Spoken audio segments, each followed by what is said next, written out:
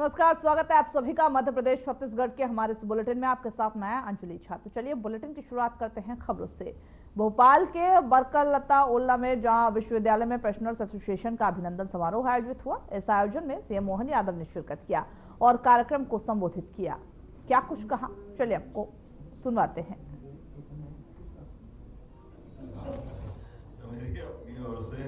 आप सबके प्रति शुभकामना। आने वाली गुड़ी पड़वा की वर्ष प्रतिपदा आने वाली है और ये बात सही है कि ये विश्वविद्यालय अब सामान्य नहीं है, ये शासकीय विश्वविद्यालय, इसमें कोई फर्क नहीं। ये हमारे विश्वविद्यालय की केवल दो श्रेणी है, निजी विश्वविद्यालय और शासकीय विश्वविद्यालय, बीच में कोई कुछ नहीं। इसके अलावा और इसीलिए इस दिशा में हमारे लगातार प्रयास भी चल रहे हैं। दूसरी बात, अगर आपने कहा कि जो मीटिंग का निर्णय का पालन नहीं हुआ कैबिनेट का, वो मैं देखूंगा कैसे नहीं हुआ, वो जरूर करेंगे। आज के इस अवसर पर आपने जन्मदिन की बात कर ली, तो मैं भी बता देता हूँ कि जन्म तो अभी सब आपका भी हुआ है, आज ही है, इसी समय मालूम जितने बैठे हो सबका अभी आज जन्म हुआ, जितने भी बैठे आप सबको बधाई दे। अरे एक सांस ऊपर गई नीचे नहीं आए तो भारत माता की जय है। गाय का दिन में गाय का साल किसने देखा, क्या देखा, हर सांस में जन्म, इसलिए सांस सांस में जन्म है तो सबका जन्म समय हुआ क्या नहीं अभी हुआ। कोई बिना सांस के जिंदा रह सकता है? हमारे लिए परमात्मा ने ये आमतौर पर मोटे दिन, अगर मोटे तौर पर देखो 21,500 सांसें आदमी के लिए लिखी, इसलिए ये सांस की गिनती भी परमात्मा ने अपने पास रखी है। और आप देखना जिसका अंत समय आता है, कभी कभी बहुत तेज सांस लेता है तो बच्ची कुछ हिसाब किताब करता रहता है। जितना सांस ले रहा है छोड़ना है वो सब हिसाब आता है, समझने वाले समझ जाते हैं। लेकिन मैं आज तो आपसे आपके बीच में आकर के मुझे बहुत अच्छा लगा। हम सब शिक्षा परिवार के लोग हैं जिनने लंबी सेवाएं दी अपने प्रकार से, और विश्वविद्यालय को भी हम समर्थ बना रहे हैं। आने वाले समय में कोई विश्वविद्यालय अपने लिए आर्थिक रूप से किसी के आगे हाथ नहीं फैलाए, ये प्रबंधन करें। सब प्रकार के नए कोर्स खोलते हुए सभी व्यवस्थाओं के लिए परंपरागत तो चलाते चलाते रहेंगे, इसलिए आपने देखा होगा सभी संकायों के लिए प्रेरित कर रहे हैं। और सर आपके लिए भी कह रहा हूं, हमारे ऐसे विश्वविद्यालय जो भविष्य में, और कृषि तो चालू किए ही, आपने तो कर दिया है एग्रीकल्चर, गए जमाने पहले एग्रीकल्चर यूनिवर्सिटी खुलेगी, एग्रीकल्चर हमने सब सरकारी विश्वविद्यालय को खुलवा दिया। अब हम मेडिकल की तरफ भी बढ़वा रहे हैं। मेडिकल के लिए भी आपके हित की बता रहा हूं, आप मेडिकल कॉलेज खोलो, हम आपको हॉस्पिटल देंगे, केवल हॉस्पिटल की व्यवस्था, क्योंकि जो सबसे बड़ा मेडिकल कॉलेज में खर्चा हॉस्पिटल का आएगा। और अंदर की बात, हॉस्पिटल आपको देंगे, तनख्वाह सरकार देती रहेगी, वो विश्वविद्यालय से दिलवाएंगे हॉस्पिटल का सारा। आप खाली अपने बच्चों को पढ़ाने के लिए विश्वविद्यालय के बैनर तले परीक्षा लो, परीक्षा की पूरी फीस आप लो, परीक्षा की फीस आपसे नहीं लेंगे, वो आप अपने विकास के लिए लगाओ। और वहां के डॉक्टरों की तनख्वाह बनख्वाह हम देते रहेंगे, जो हमारी सरकार के हॉस्पिटलों में आज भी। इसलिए अपने अपने विश्वविद्यालय क्या, जिसमें अगर सारे कॉलेज नहीं हो तो काहे का विश्वविद्यालय, ये तो गलत बात हो जाती है। इसलिए हमारे सब विश्वविद्यालय सभी प्रकार के कोर्स चलाएं। वही भोपाल में कर्मयोगी बने विषय पर एक दिवसीय कार्यशाला का आयोजन हुआ। कार्यक्रम में राज्यपाल मंगूभाई पटेल और सीएम मोहन यादव ने मुख्य अतिथि के तौर पर शिरकत किया। कार्यक्रम का शुभारंभ किया और कार्यक्रम में सीएम मोहन यादव ने कर्मयोग के महत्व पर जोर देते हुए कहा, कर्मयोगी बनने के लिए निस्वार्थ सेवा भाव और कर्म तत्परता आवश्यक है।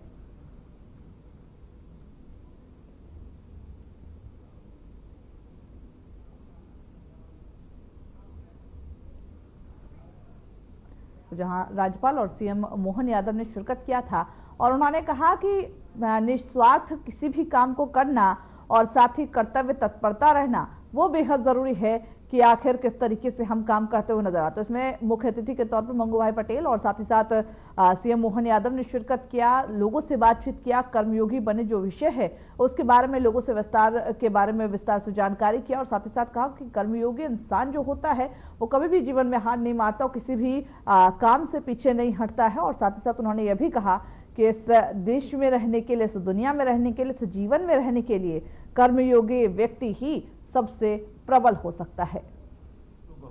तो जिनको समझ जैसी है वो वैसी है, अब उनके बारे में हम नहीं कह सकते। लेकिन कौन है जो कर्म करने से बचेगा? कर्म तो सबके होंगे, लेकिन कर्म करने में परमात्मा ने हमको किस प्रकार सा उदाहरण से एक समझाना चाहूँगा कि हमारे अपने परमात्मा जैसे नदी बह रही हो, नदी बहते बहते और उसमें से लोटा भर के हमने अपने पास रख लिया तो नदी लोटे में आ गई। लेकिन लोटे में नदी आ गई इसका मतलब परमात्मा की आत्मा हमारे में समाहित हो गई। अब हम अपने कुछ भी काम करें और हम भगवान पर दोष देंगे कि भगवान को लगता है, भगवान को नहीं लगता है, भगवान को लग भी नहीं सकता है। ये उसी प्रकार से है, वो हमारे अपने सारे जो भी कर्म जो भी अपने हमारे अपनी आचरण के आधार पर की जाने वाली गतिविधि से, जैसे जल से बर्फ तो बनता है लेकिन बर्फ बनने के बाद जल का पता नहीं चलता वह जल कहाँ गया, फिर वापस बर्फ पिघलेगा तो जल बनेगा। वो जो जल और बर्फ के उदाहरण से हमको समझ में आएगा। परमात्मा हमारे बीच में आ गए लेकिन हम जैसे बर्फ बन करके वो हमारे अपने आप को कर्म पे डाल देते हैं। और स्वाभाविक रूप से जब मैं ये बात कर रहा हूँ तो हम अपने अपने कर्म से जिस स्थान पे हम जो पहुँच गए उस काम को उतने आत्मीयता के साथ करें, तल्लीनता के साथ करें, आनंद के साथ करें। और उस आनंद के साथ करते तो करने वाले एक नहीं है, हर युग में, हर कल्प में, हर समय हमारे यहाँ इतनी गौरवशाली परंपरा है। आर्यभट्ट से लगा करके चारवाक और पता नहीं सब प्रकार की दुनिया, जिसको जैसा लगा उनने अपने अपने भाव बना करके अपनी बात रखी है। समाज में कम से कम भारतीय संस्कृति की विशेषता है, कई अतिरंजित बातें उसको भी सुनने का समर्थ समाज हमारा है और सही बात को सुनने का समाज भी हमारा है। लेकिन अच्छी बातों को, नूतन नवीन बातों को अपनाते हुए अच्छी बातों की तरफ प्रेरित करना और खराब बातों को छोड़ते जाना, इसलिए सनातन का भाव हमारे बीच में आता है। और वो सनातन का भाव हमको लगातार चिरंतन रूप से आगे बढ़ाता है। इसलिए कितना आश्चर्य लगता है कि 2014 के पहले का भारत और 2014 से आज तक का भारत हमारे बीच में अपनी आर्थिक स्थिति से लेकर सभी प्रकार के सभी क्षेत्रों में विकास की बात करते हुए, ये कर्म की तो बात है। जब अपना वैज्ञानिक मंगलयान में फेल हो जाते हैं तो हमारे माननीय प्रधानमंत्री जी उनका एक तरह से हिम्मत बढ़ाने के लिए आगे बढ़ते कि जाओ आगे बढ़ो, चिंता मत करो, फिर प्रयास करना। ये कर्मवाद के सिद्धांत की तो बात करते हैं। ये कितना अच्छा लगता है कि हमारी खिलाड़ी कोई कारण से मेडल के लिए उसका वजन कम ज़्यादा हो जाता है, कोई बात नहीं बच्ची, चलो आगे मेहनत करना, फिर आपको बढ़ाएंगे। तो ये जो लगातार कर्मयोग की जो बात कही गई है, खास करके इसमें जो अंदर का भाव है, तो निष्काम भाव से, अहंकार रहित होकर के, निस्वार्थ भाव से हमारे बीच में करते हुए और ईमानदारी से निष्ठा के साथ काम करने की कर्मयोग के माध्यम से केवल कर्मचारी अधिकारी वाला भाव नहीं हो, सच्चे अर्थों में कर्म में डूब करके हमारे काम के आधार पर अपने जीवन को भी सफल करना और उसका राष्ट्र के साथ, राज्य के साथ तालमेल करना, तादात्म्य करना।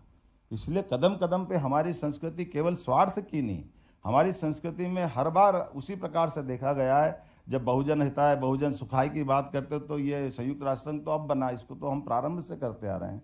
इसी प्रकार से हम कितनी प्रकार एक नहीं अनेक बार विश्व का कल्याण की बात करते रहते हैं, मानवता की बात करते रहते हैं। इसलिए हमारे यहाँ के विश्वविद्यालय भी तक्षशिला, नालंदा, विक्रमजीत शिला या उज्जैन का हम सांदीपनि आश्रम की बात करते हैं। तो वही सीएम डॉक्टर मोहन यादव ने आज सिंगल क्लिक के माध्यम से श्रमिक परिवारों को संबल योजना के तहत 505 करोड़ रुपए की राशि ट्रांसफर की। यह राशि 23,162 एपिसोड में विभिन्न श्रमिकों के खाते में भेजी गई। इस कार्यक्रम में श्रम, पंचायत और ग्रामीण विकास मंत्री प्रहलाद सिंह पटेल और अन्य मंत्री और साथ ही जनप्रतिनिधि भी उपस्थित रहे। सीएम मोहन यादव ने कहा कि मध्य प्रदेश सरकार हर परिस्थिति में श्रमिक परिवारों के साथ खड़ी है। गिग और प्लेटफॉर्म वर्कर्स भी संबल योजना से जुड़ेंगे, जिससे उनको और अधिक सुरक्षा और आर्थिक जो संबल मिलेगा। वैसे मोहन यादव ने जानकारी देते हुए यह भी बताया कि अब तक अगर बात करें तो प्रदेश में 6,58,000 से भी अधिक श्रमिक परिवारों को लगभग 5,927 करोड़ की सहायता राशि प्रदान की जा चुकी है। प्लेटफॉर्म वर्कर्स को भी असंगठित मानते हुए 1 मार्च से, अर्थात ये जो दूसरे प्रकार के लोग हैं जिनको इसके लाभ नहीं देते थे, अब उनको भी लेकर के संबल योजना में निर्णय किया है कि उनको जोड़ेंगे और संबल 2 के माध्यम से अंत्येष्टि सहायता और अनुग्रह सहायता योजना भी हम बराबर चला रहे हैं। अब तक प्रदेश में 6,58,000 से अधिक परिवारों को 5,927 करोड़ की राशि का हित लाभ दिया जा चुका है। ये बहुत बड़ा आंकड़ा है। यशस्वी प्रधानमंत्री श्रीमान नरेंद्र मोदी जी के नेतृत्व में आयुष्मान योजना के माध्यम से भी लाभ दे रहे हैं। उसकी राशि का अलग 5 लाख तक का इलाज आप सबको कराने को मिलता है। अब ये बात भी सही कि हमको ये ध्यान रखना है कि जो गर्भवती बहनें हैं उनको गर्भवती अवस्था में काम पे नहीं जाना है, उनको बच्चों की चिंता करना है। इसलिए ऐसी बहनों के लिए भी 16,000 रुपये देने के लिए पोषण के लिए ये भी योजना का लाभ इसी के साथ दे रहे हैं। और जो दिव्यांग किसी कारण से अस्थायी रूप से जाते हैं उनको 1 लाख रुपया और स्थायी रूप से दिव्यांग होने पे भी 2 लाख रुपए की राशि दी जाती है।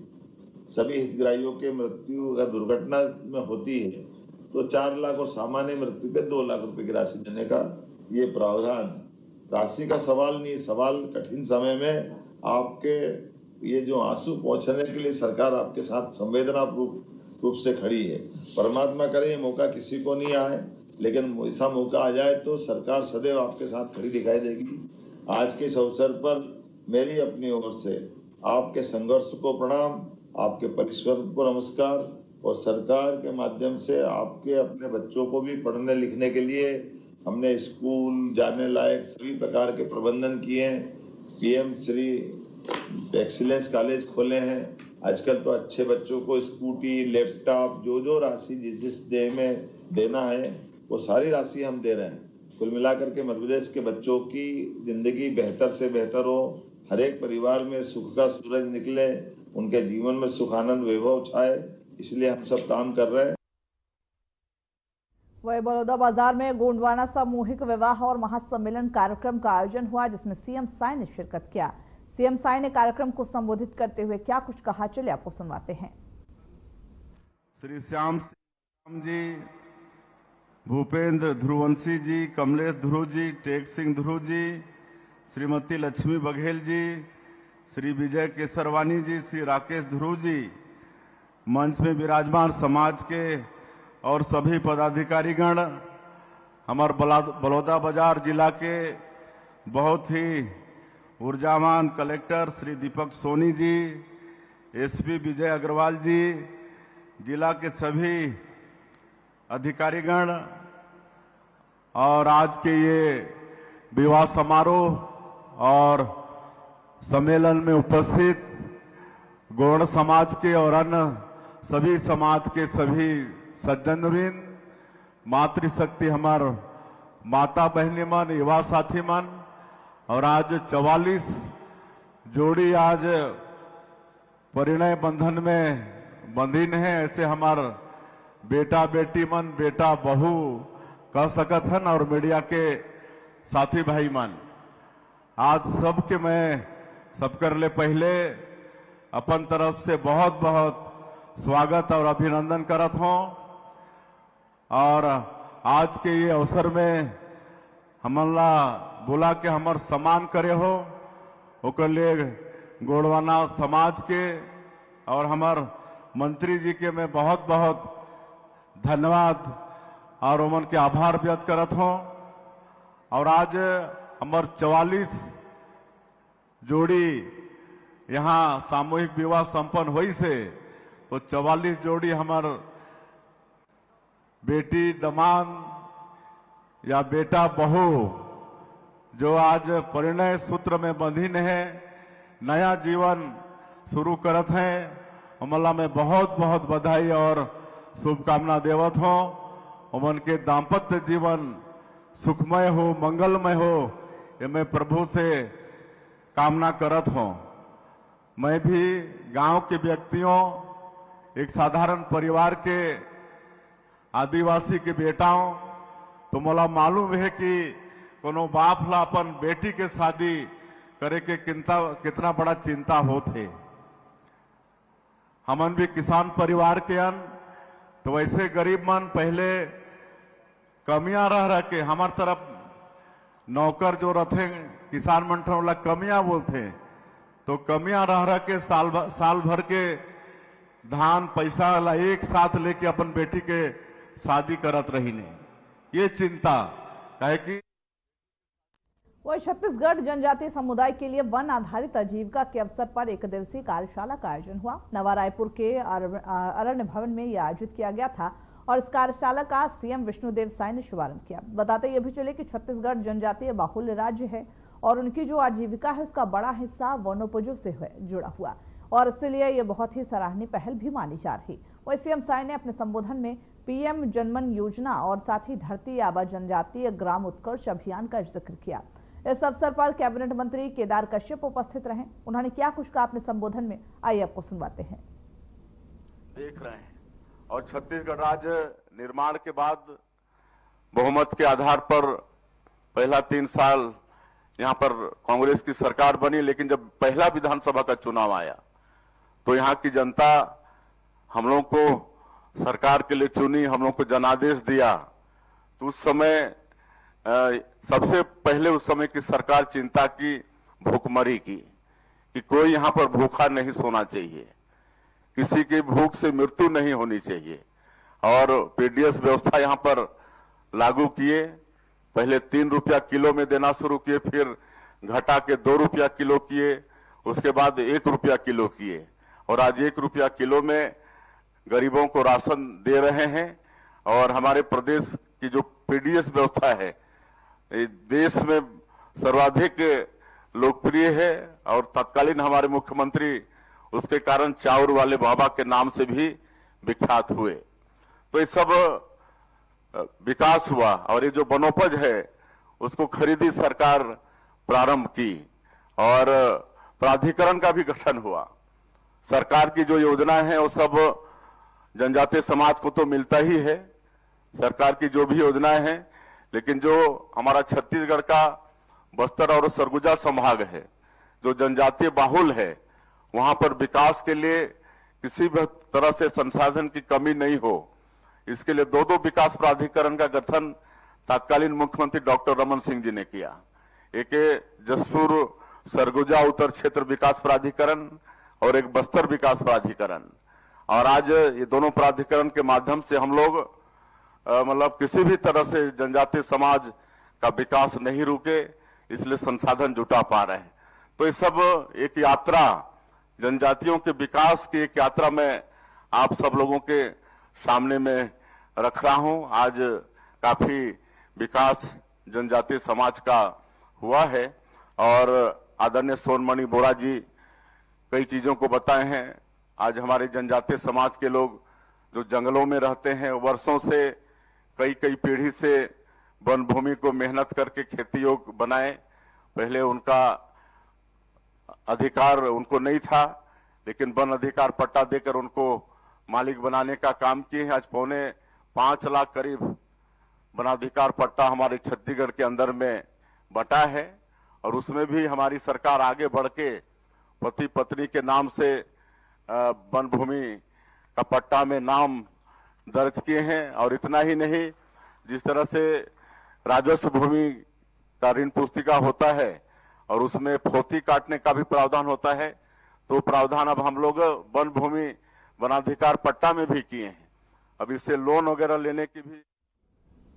वही छत्तीसगढ़ में 2023 के बाद सरकार बदलने के बाद सुरक्षा बलों ने नक्सलियों के खिलाफ अपनी कार्रवाई को और ज्यादा तेज कर दिया। अब तक सुरक्षा बलों को अपने जवानों की जान गंवानी पड़ती थी, लेकिन अब नक्सली नेताओं की मौत और आत्मसमर्पण का सिलसिला बढ़ गया है। बस्तर संभाग के आईजी ने बताया है कि केंद्रीय गृह मंत्री अमित शाह और विष्णुदेव साय सरकार की नीतियों के कारण छत्तीसगढ़ जल्द ही नक्सलियों से मुक्त हो जाएगा। पिछले 15 महीनों में पुलिस ने 317 नक्सलियों को मार गिराया और 6 उच्च स्तरीय माओवादियों को भी ढेर किया है।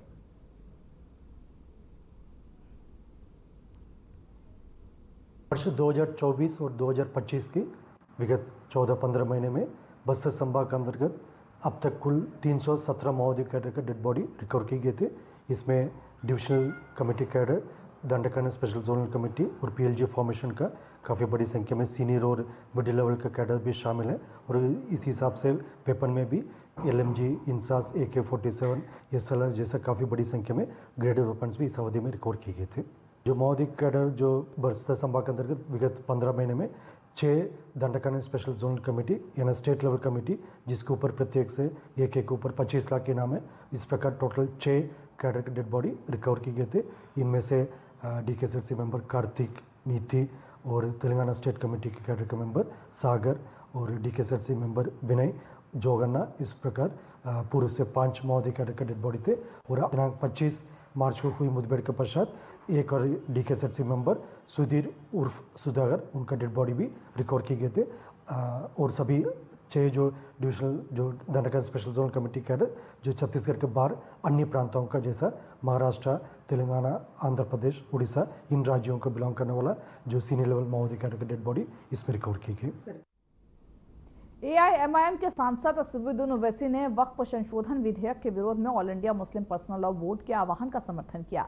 ओवैसी ने इस विरोध को प्रकट करने के लिए अपने हाथ पर काली पट्टी बांधी और इसके खिलाफ अपनी नाखुशी जाहिर की। ओवैसी ने मीडिया से बात करते हुए कहा, वक्फ संशोधन विधेयक मुस्लिम समुदाय के अधिकारियों पर कुठाराघात है। इस विधेयक के माध्यम से वक्फ बोर्डों के नियंत्रण को कमजोर किया जा रहा है और इससे मुस्लिमों के धार्मिक सामाजिक मामलों में हस्तक्षेप बढ़ेगा। हम इसे किसी भी कीमत पर स्वीकार नहीं करेंगे।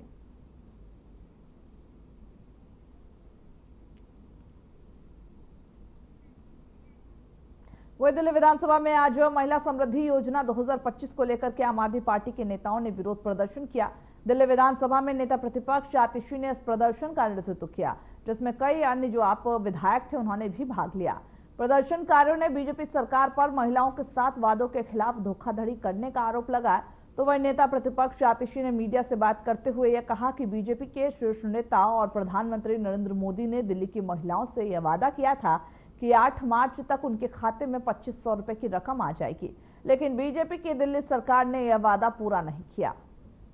भारतीय जनता पार्टी के शीर्ष नेता और देश के प्रधानमंत्री नरेंद्र मोदी जी ने दिल्ली की महिलाओं को वादा किया कि 8 मार्च तक उनके खाते में 2500 रुपए की राशि आ जाएगी। मोदी जी ने कहा कि 8 मार्च को दिल्ली की महिलाओं के फोन में मैसेज आएगा कि 2500 रुपए आ गए, लेकिन भारतीय जनता पार्टी ने, दिल्ली सरकार ने ये वादा पूरा नहीं किया और देश के सामने साबित हो गया कि मोदी जी ने झूठ बोला। मोदी जी का झूठ अब दिल्ली की महिलाएं देख रही हैं। मोदी जी का झूठ पूरा देश देख रहा है।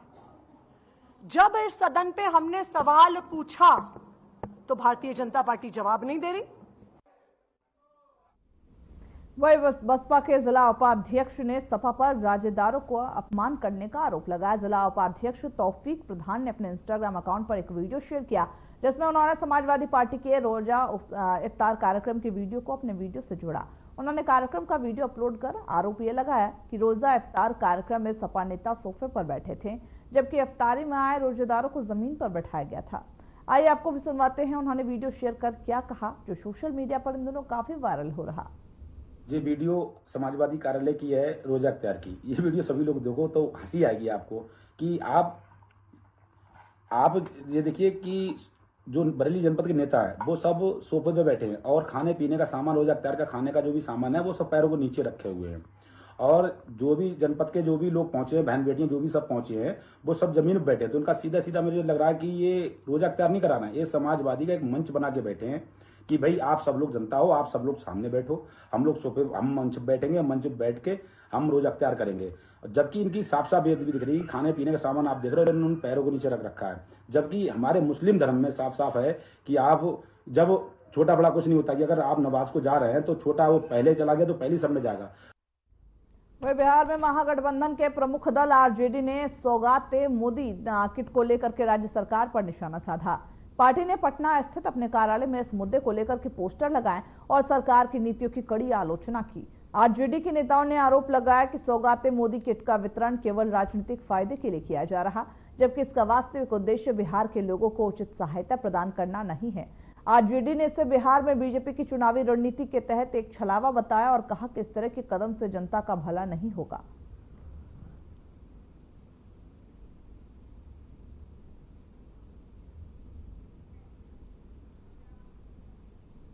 वही लखनऊ में रमजान के आखिरी जुमे की अलविदा नमाज कड़ी सुरक्षा व्यवस्था के बीच अदा की गई और इस दौरान टीले वाली मस्जिद समेत शहर की जो प्रमुख मस्जिद है उसके बाहर भारी पुलिस बल तैनात किया गया था। वहीं इस दौरान कई नमाजियों ने काली पट्टी बांधकर अपना विरोध दर्ज किया। वक्फ संशोधन बिल के खिलाफ प्रदर्शन कर रहे एक नमाजी मतीन ने कहा कि हम सरकार के इस फैसले से नाराज हैं और शांतिपूर्वक तरीके से अपना विरोध दर्ज कर रहे हैं। बताते ही अभी चले कि इससे पहले all India Muslim personal law board ने यह बयान जारी कर कहा था कि मुसलमान अपने वक्फ संपत्तियों से जुड़े संशोधन बिल का विरोध करेंगे और जरूरत पड़ी तो सड़क पर भी उतरेंगे। इस विरोध के बीच प्रशासन सतर्क बना हुआ है और संवेदनशील इलाकों में सुरक्षा के कड़े इंतजाम किए गए। वक्फ तरमीम बिल की मुखालफत करते हैं। All India Muslim personal law board ने लेट नाइट में ये बताया कि आप तमाम के तमाम लोग वक्फ तरमीम बिल की मुखालफत के लिए काली पट्टी बांध करके एहतजाज दर्ज कराएं। हम एक सिंबॉलिक एहतजाज दर्ज कराने के लिए यहाँ पर मौजूद हैं और सारे के सारे लोग जो आज काली पट्टी बांधे हुए हैं ये इस बात की अलामत है कि सारे के सारे लोग वक्फ तरमीम बिल की मुखालफत करें।